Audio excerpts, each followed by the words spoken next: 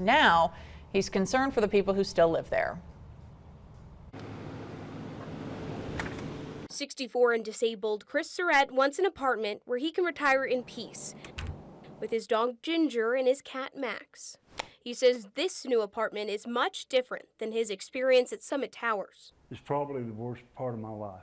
Losing his fiancee Brenda. Here's pictures of her when she was in the hospital. Moving to the apartment, he was looking for a comfortable and quiet, affordable senior living apartment, which Summit Towers advertises. He was met with this. Chaos. Knoxville Fire Department was called to the complex at least 4 times in the last year after both elevators left disabled seniors stranded, unable to walk down the stairs. Everybody trying to load on one elevator. They got where they was saying 3 or 4 at a time, and there's still people 12 and almost 11 and 12 at a time. We had a time that both elevators were down. We sat down in the lobby for 7 hours. He reports water damage in his former apartment. He says that he was asked not to talk about those conditions with news crews. It didn't sit well with me because I figured that if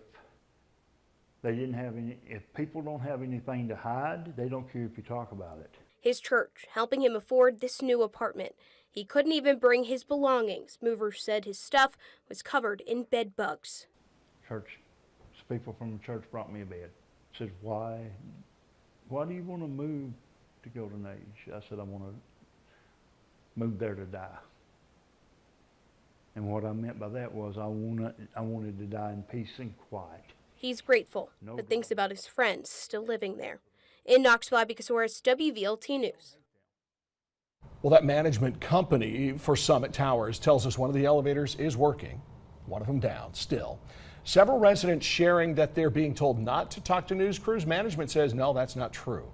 They also tell us over the last few months, they've spent more than $50,000 to fix those elevators and the sprinkler system that caused one of the original problems.